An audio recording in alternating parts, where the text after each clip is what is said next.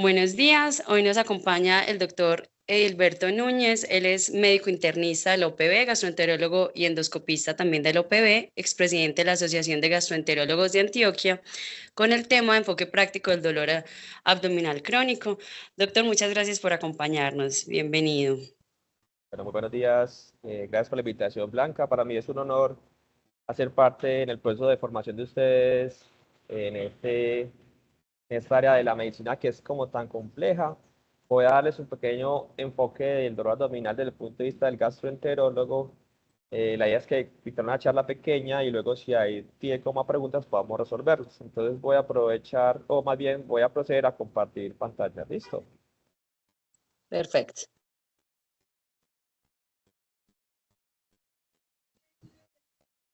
No sé si están ahí viendo la presentación. Sí. Sí, se ve perfecto. Sí. Perfecto, entonces vamos a hablar, como dijo Blanca, del enfoque práctico del dolor abdominal crónico. Primero, pues nosotros basamos siempre para definir el dolor abdominal, pues utilizamos la definición que utiliza la Asociación Internacional de Estudio del Dolor Abdominal, que lo define principalmente como una experiencia sensorial o emocional, y hay la importancia de que no necesariamente debe existir un sustrato orgánico que explique el origen del dolor, que es no placentero y que está relacionado con un daño tisular real o potencial. Digamos que desde el punto de vista operativo, arbitrariamente hemos considerado que el dolor abdominal crónico se define como aquel dolor que tiende a durar más de 3 meses.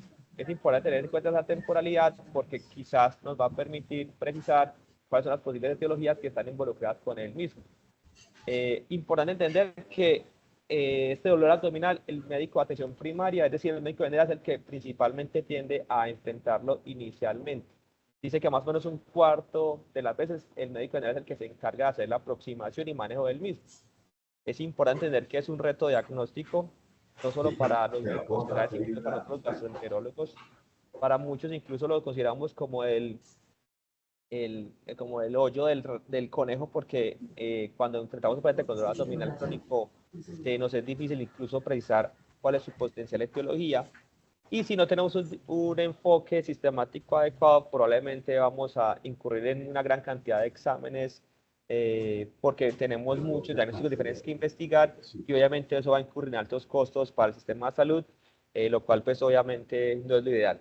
Y otro dato relevante es que en muchas oportunidades incluso nos vamos a quedar sin un diagnóstico preciso. Pero digamos que la idea es que al ser un poquito más sistemáticos, vamos a poder precisar el diagnóstico del mismo.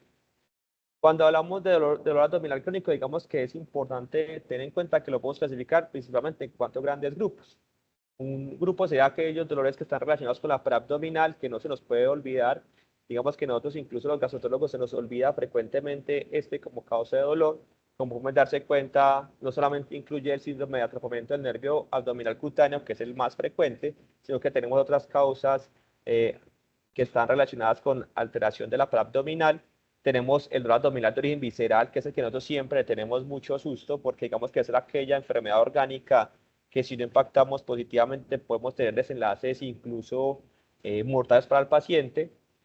Tenemos también los dolores pues, de origen generalizado, que tienden a ser los menos frecuentes afortunadamente porque son muy difíciles de diagnosticar. Y finalmente tenemos los desórdenes de interacción cerebro-intestino, que antes se consideraban como desórdenes funcionales, digamos que se decidió cambiar el nombre porque la idea principalmente era que dar mayor conciencia de que realmente no es una patología funcional como tal, sino que necesitamos entenderlo adecuadamente para poder manejarlo de una forma asertiva. Digamos que, ¿por qué decimos esto? Porque cuando se habla de patología funcional tendía a mencionar de como que era un dolor que no era tan relevante y vamos a darnos cuenta que desafortunadamente no es así. Dentro de los desórdenes de interacción cerebro-intestino, pues tenemos los más frecuentes como son la dispepsia e incluso el síndrome de intestino irritable. Muy bien, entonces cuando ya como para entrar en materia, digamos que es importante tener en cuenta siempre una sistematización y digamos que la piedra angular en esta sistematización va a ser siempre el acto médico.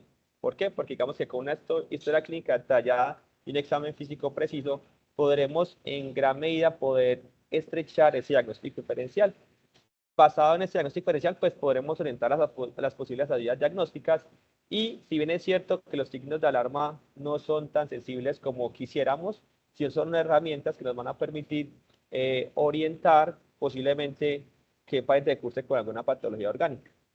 ¿Por qué les había mencionado de las interacciones de cerebro-intestino? El desorden del cerebro-intestino, porque como les mencioné principalmente, pero les mencioné previamente, son las causas que más frecuentemente están relacionadas con un dolor abdominal crónico. Y obviamente, lo que les venía mencionando, nunca debemos descartar las patologías orgánicas como causas de dolor abdominal. Porque si bien es cierto, como les digo, que las enfermedades, los desórdenes de interacción cerebro-intestino son las más frecuentes, eh, no podemos decir que expliquen todas las causas del dolor abdominal, como vamos a ver un poquito más adelante. Entonces, cuando hablamos un poquito de epidemiología, entonces, desde el punto de vista gastrointestinal, el dolor abdominal es la causa más frecuente como motivo de consulta, tanto para pacientes hospitalizados como ambulatorios. Digamos que cuando nosotros nos llaman de hospitalización para que veamos un paciente, lo más probable es que sea porque tenga dolor abdominal, o cuando el paciente busca ayuda al gastroenterólogo, es porque principalmente la queja que más le molesta es el dolor abdominal.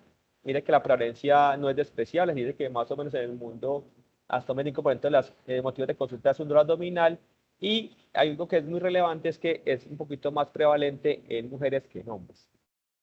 Ahora bien, cuando ya hablamos de dolor abdominal como motivo de consulta, como les había mencionado previamente, casi que el 90% de los pacientes que curan dolor abdominal inicialmente buscan ayuda en el médico de atención primaria. De ese porcentaje hay una minoría que tiene a ser un dolor abdominal agudo, y un porcentaje de los dolores abdominales crónicos tiene a ser síndrome de intestino irritable. Pero nosotros los gastrólogos no nos quedamos atrás. Se dice que más o menos el 40% de los pacientes que nos consultan, o a lo menos en este estudio que es americano, es por causa de dolor abdominal. Digamos que en áreas o en países que no tienen que no son desarrollados, salió esta publicación que quise traerles, básicamente porque quería mostrarles que efectivamente en un paciente que cursa con dolores crónicos, la segunda causa más frecuente es el dolor abdominal, que eso es pues bastante relevante. Y cuando vamos a ver cuáles son como los elementos que están involucrados con estas causas, encontramos que hay varios elementos que tienen en consideración, como por ejemplo que son el sexo femenino, pacientes que son ancianos, pacientes que tengan algún tipo de discapacidad, alteraciones del humor, incluso trastornos del humor como tal, o ansiedad o depresión. Entonces, que son elementos importantes que hay que tener cuando nosotros vamos a precisar o enfocar el paciente con dolor abdominal de origen crónico. Datos relevantes y siempre me gusta traerles a ustedes y compartir siempre, es lo que les venía mencionando, que la causa más frecuente de dolor abdominal secundario pues a enfermedades de la interacción o desórdenes de la interacción cerebro-intestino, pues vamos a encontrar principalmente el síndrome de intestino irritable, la dispepsia funcional, pero digamos que hay otros elementos o otras entidades que pueden estar involucradas, como es el estreñimiento crónico funcional, o incluso pues cualquier alteración de origen gastrointestinal. Importante es que es más frecuente en mujeres que en hombres cuando hablamos de las interacciones cerebro, o de la interacción cerebro-intestino, es en edades relativamente jóvenes. Y un dato que quise mostrarles aquí es que relacionado pues con el tabaquismo, entonces pacientes que tienden a fumar es más probable que tengan desorden de la interacción cerebro-intestino. Este es un estudio pues que fue bastante interesante porque la idea era como tratar de identificar cuál es la epidemiología de estos tipos de entidades, y algo que nos llamó poderosamente la atención es que hasta un 40% de los pacientes que fueron encuestados en este estudio reportaron algún tipo de desorden de interacción cerebro-intestino. Entonces eso es llamativo y hay que tenerlo pues en consideración. Yo les había dicho que dentro de las causas de dolor abdominal, pues también tenemos las enfermedades que afectan la preabdominal, y eso no nos puede olvidar, porque se dice que más o menos hasta un 3% de las causas de dolor abdominal crónico son consecuencia de patologías de la preabdominal, y que afortunadamente el diagnóstico es relativamente sencillo porque se puede hacer con un examen físico juicioso. Incluso un dato que es llamativo es que si, por ejemplo, tenemos un paciente en el que no hemos logrado identificar la causa de dolor abdominal, quizás sea consecuencia de un dolor de pared abdominal, y este puede llegar hasta un 30% de las causas. También se tiende a ser mucho más frecuente en mujeres, también en edades relativamente jóvenes, y entre las causas más frecuentes, lo que les venía mencionando, ese atrapamiento de la hernia cutánea abdominal, que se encarga pues, de inervar esa pared abdominal y que una vez, ya sea por inflamación, por un fenómeno isquémico, por un fenómeno traumático, se altere y puede causar dolor abdominal. Eh, digamos que no hay que perder de vista que como el área abdominal se encuentra en una gran cantidad de estructuras, no solamente pues hablamos de los órganos gastrointestinales, sino que también pueden haber otros sistemas que pueden estar involucrados. Y eso es muy importante porque quizás eso hace que si hacemos un buen interrogatorio, un buen examen físico, probablemente podamos determinar cuál es el sistema que se encuentra involucrado.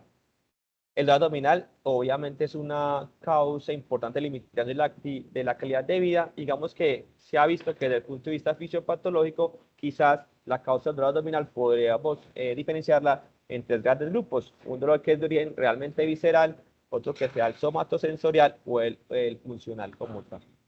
Entonces, cuando hablamos del dolor somático, pues obviamente por el tipo de inervación, quizás las estructuras que están involucradas sean la piel, los músculos de la pared abdominal. Eso permite que sea mucho más fácil su aproximación desde el punto de vista del examen físico, porque es un dolor mucho mejor localizado, que empeora con los movimientos, que empeora con la palpación del mismo.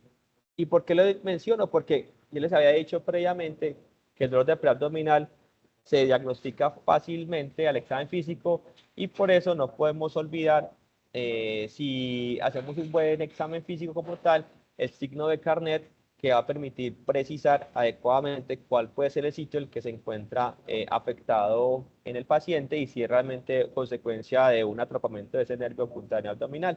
El examen físico del dolor de pared abdominal es relativamente sencillo.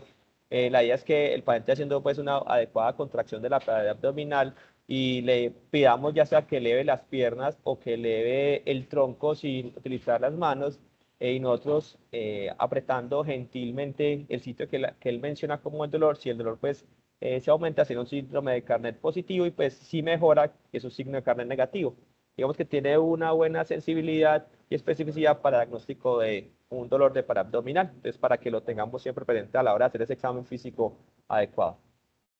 Yo les había dicho entonces que el dolor de origen visceral es un poquito más difícil de precisar porque los receptores viscerales que tenemos ubicados en los órganos intraabdominales tienden a tener diferentes localizaciones y tener una inervación bastante redundante, lo cual hace que la localización específica sea bastante difícil. Podemos encontrar entonces en las superficies serosas de las vísceras, en el mesenterio o en las paredes de las vísceras huecas como tal. Digamos que existen dos tipos de receptores para identificar el dolor en el dolor de origen visceral, los químicos que son receptores pues, que se activan como tal y los no receptores que pueden ser consecuencia de activaciones ya sean químicas o mecánicas.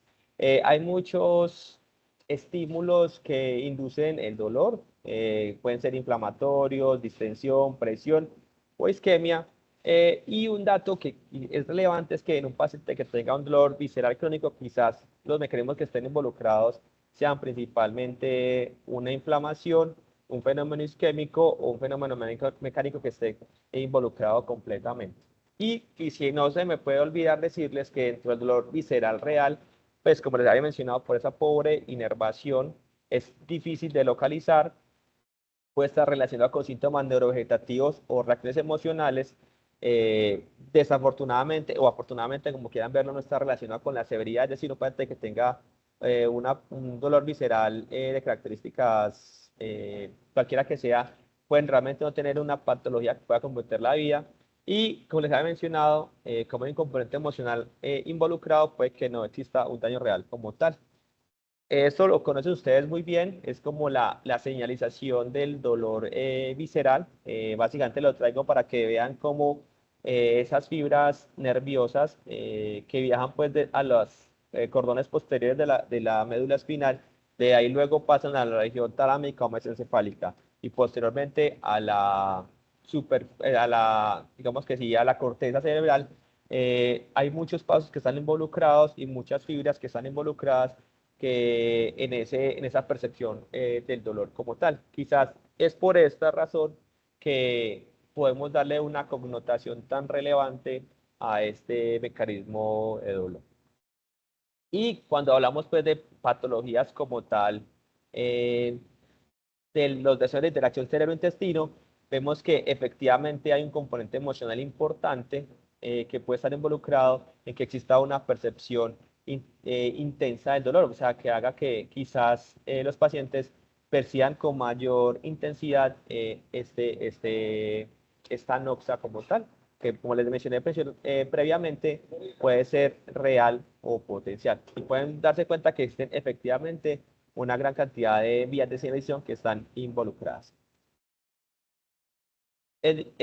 Basados en esto, en esta, digámoslo, vías de señalización del dolor visceral, la Fundación Roma, que está involucrada en el estudio de las desórdenes de interacción cerebro-intestino, ha planteado la teoría de las compuertas como un mecanismo que incluso podría llegar a ser terapéutico para tratar de controlar el dolor. Básicamente yo les había mencionado que existen tres tipos de neuronas, o sea, tres tipos de compuertas. Las neuronas de primer orden que se encuentran inervando pues la víscera como tal, las neuronas de segundo orden que se van a encontrar pues en la región talámica o mesencefálica, y las neuronas de tercer orden que se van a encontrar pues en la corteza. Digamos que si logramos controlar estas vías o estas compuertas, quizás sea mucho más fácil hacer una aproximación terapéutica de estos pacientes. Muy bien, entonces ya habiendo mencionado como abrebocas de lo que es la fisiopatología y la epidemiología del dolor, quizás es un momento de hablar de cómo es realmente la aproximación que se recomienda para enfocar al paciente con un dolor abdominal crónico. Entonces, primero, importante es siempre tratar de entender cuál es la causa que explica el dolor.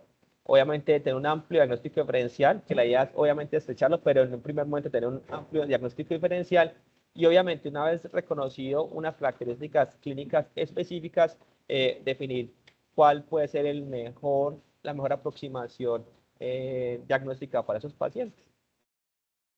Siempre este estudio pues es muy viejito, pero es relevante porque este estudio plantea que desafortunadamente es cierto, la sensibilidad del examen físico no es adecuada, pues digamos que no podemos solamente con examen físico hacer un diagnóstico adecuado de muchas de las enfermedades que causan dolor abdominal. Digamos que ahí podríamos excluir básicamente el dolor de pared abdominal, pero sin embargo es muy importante hacerlo porque, como les dije, permite hacer una aproximación clínica mucho más asertiva.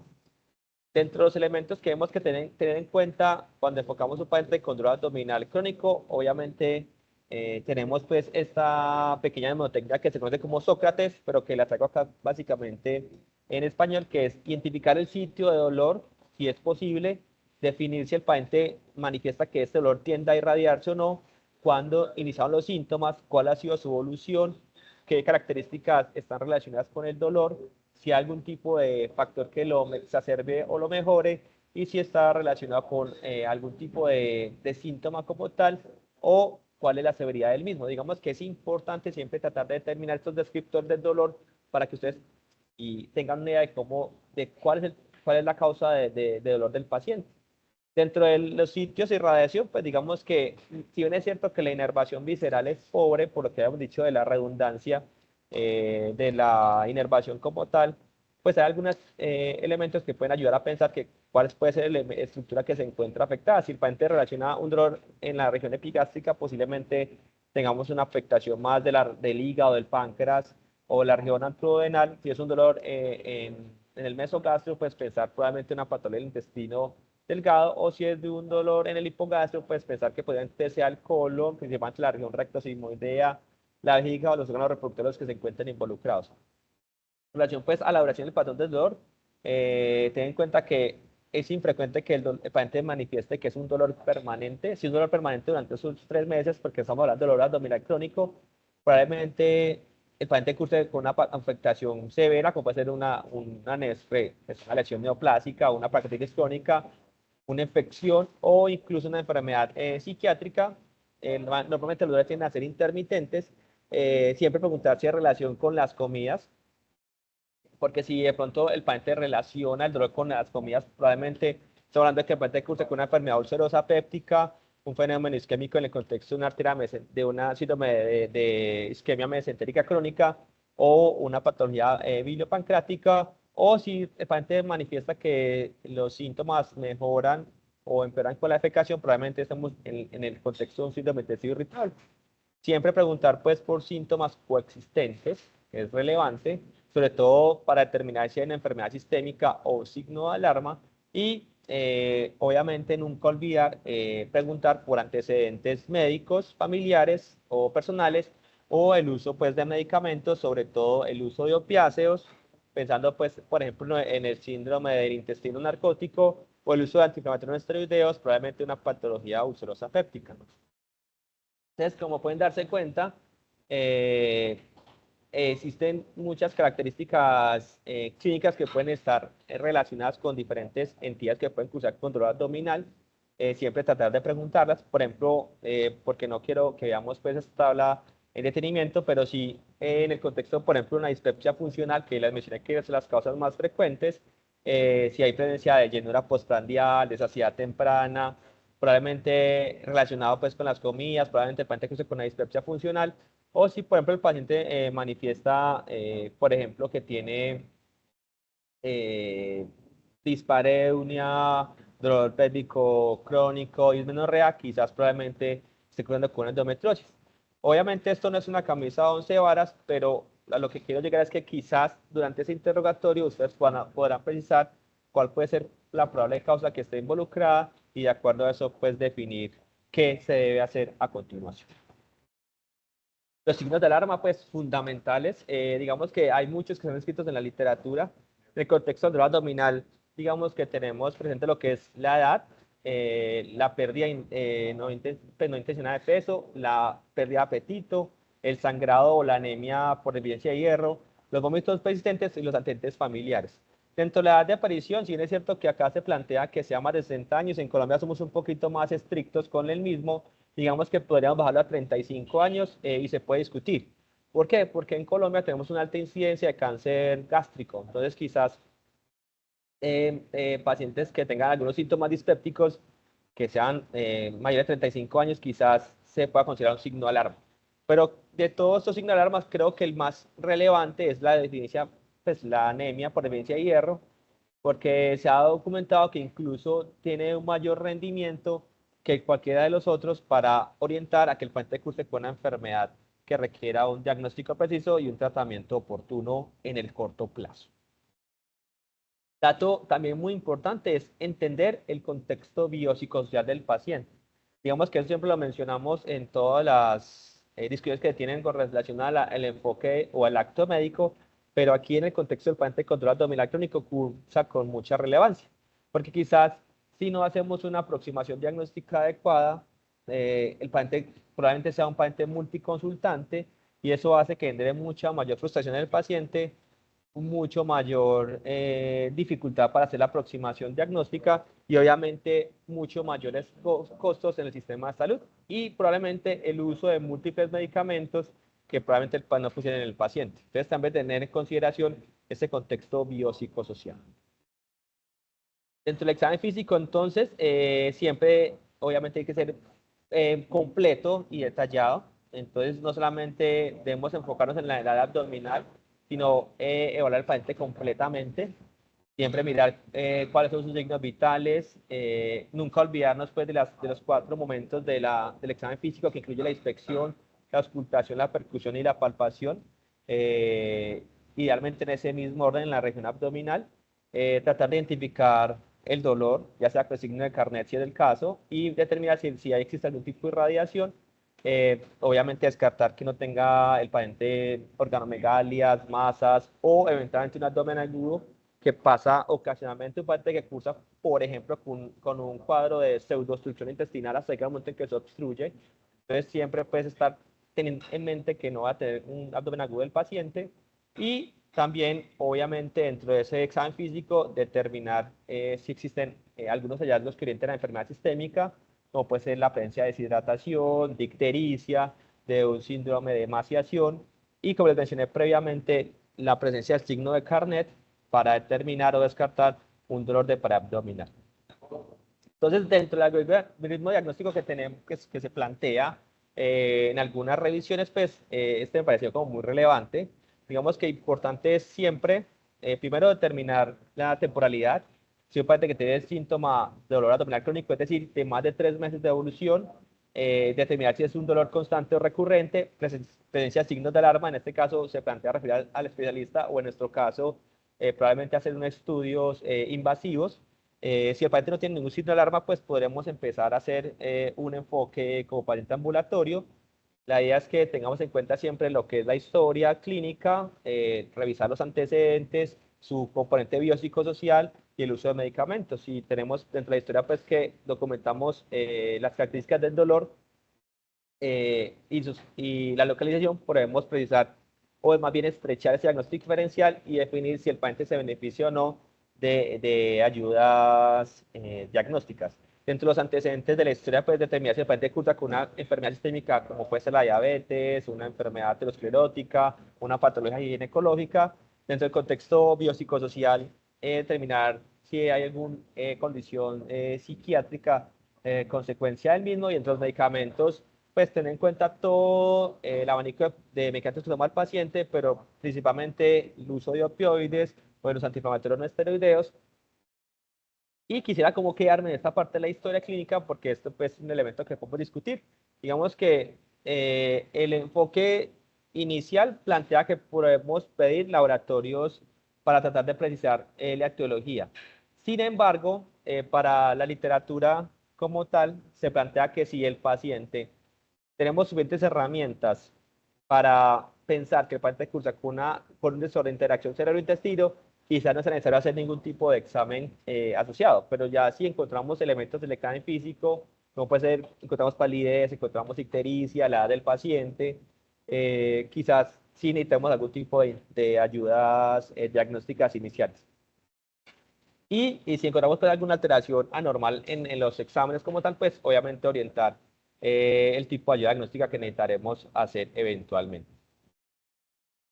Y esto pues ya como para ir terminando, que es como la parte creo que seminal hablamos que me compete a mí el punto de vista de la gastroenterología, y es que como les mencioné, dentro de las causas más frecuentes de dolor abdominal crónico encontramos los dolores de interacción cerebro-intestino, ya dejan de ser un diagnóstico de exclusión, digamos que por epidemiología debe tener siempre en consideración antes de pensar pues, en que el paciente con una enfermedad grave, a menos de que exista algún signo de alarma. El enfoque del desorden de interacción del intestino ha cambiado en el tiempo y eso es muy importante que lo tengamos presente. Se pensaba inicialmente antes que eran enfermedades completamente diferentes, luego que podían confluir, y actualmente se dice que son enfermedades que tienen a ser un espectro continuo, y eso es muy relevante. Quizás por eso es que coexisten a la hora que usted haga el interrogatorio de pacientes que cursan casi que con 2 o 3 de interacción cerebro-intestino, es decir, cursa con una dispepsia, cursa con un síndrome de intestino irritable. Entonces eso es muy, muy relevante que lo tengan presente. Y también lo que les mencioné, que se consideran ya un diagnóstico pues, de trabajo como tal, y no es un diagnóstico de exclusión como se decía previamente. Dentro de los criterios de Roma 4, si bien es cierto que ya fueron publicados hace mucho tiempo y quizás el próximo año van a salir los próximos criterios de Roma, no se nos puede olvidar que, por ejemplo, en el contexto del síndrome de intestino irritable, que es muy relevante en esta charla, hay algunos elementos que han venido tratando de precisar el diagnóstico del mismo. Entonces, por ejemplo, que ya lo que fue el concepto de disconfort fue eliminado, se disminuyó que fueran 3 días al mes para que fuera un día a la semana, que quitaron lo que es el inicio pues inicio en el contexto de lo que es cambios en la frecuencia o en la apariencia de las deposiciones. Y lo que sí llegó un poquito más reciente es que también trataron de disminuir la temporalidad, porque quizás esperar a 6 meses para hacer un diagnóstico, por ejemplo, de un síndrome de irritable, conllevaba un alto impacto desde el punto de vista eh, clínico para el paciente, porque significa que tendría que esperar un montón de tiempo si tiene un diagnóstico preciso y un tratamiento pues asertivo. Por eso se dice que si ustedes como clínicos o nosotros como clínicos tenemos la capacidad una vez aplicados que es de Roma 4 y hayamos excluido otras entidades que puedan explicar el dolor, estamos en total autorización de hacer un diagnóstico de, por ejemplo, un síndrome de intestino irritable o una dispepsia funcional. Entonces, por eso, un nuevo cambio, y es que, por ejemplo, en el contexto del síndrome de intestino irritable, si tengo un paciente que cumpla criterios, no es necesario que se cumplan los 6 meses, sino que sea solamente 8 semanas. Entonces también es un dato que quise como mencionarles y que es importante que tengamos presente en este contexto clínico como tal. Con relación pues ya a los ancianos, obviamente tenemos grandes limitaciones porque digamos que aquí en este momento no tenemos la posibilidad de hacer la aproximación que les mencioné previamente, porque generalmente los pacientes ancianos tienden a demorarse más para consultar, obviamente por su condición de edad, quizá los síntomas son más difíciles de precisar por parte de ellos. Muchas veces cursan con demencias o tienen alteraciones neurocognitivas que hace difícil que hagan una aproximación precisa de sus síntomas. El examen físico de ellos es considerado pues vago y es difícil que encontremos los hallazgos clínicos relevantes. También son pacientes que tienden a tener muchas comorbilidades y múltiples medicamentos. Eso hace que sea difícil hacer su aproximación. No obstante, ten en cuenta que en ellos sí es más frecuente las enfermedades orgánicas que, por ejemplo, la población más joven. Y no olvidar, pues, obviamente, el contexto de enfermedades extradigestivas, por ejemplo, como la falla cardíaca, la patología genitourinaria, y puede explicar en estos pacientes, obviamente, los episodios de dolor abdominal. En ellos, como son más frecuentes las enfermedades orgánicas, sí vamos a ser un poquito más agresivos con los exámenes que tenemos disponibles en el medio, como puede ser la endoscopia, la colonoscopia o el uso de tomografías.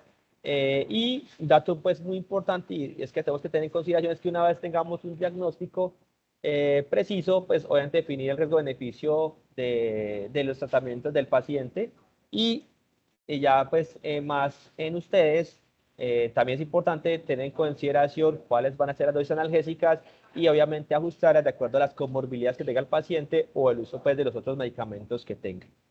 Entonces, ya como para ir terminando, para que abramos pie a la discusión si es el caso, entonces, primero, tener en consideración que el dolor abdominal crónico es un reto diagnóstico que se requiere una aproximación clínica sistemática y que obviamente nunca se nos puede olvidar que la historia clínica detallada del examen físico cuidadoso son fundamentales para limitar obviamente los diagnósticos diferenciales, reducir costos y hacer una aproximación clínica adecuada. Y obviamente siempre tener en consideración que el sistema de salud obviamente es limitado y que debemos hacer un uso muy racional de los mismos. Entonces, básicamente eso es lo que quería mencionar con relación al dolor abdominal crónico. No sé si tengan alguna pregunta, muchachos.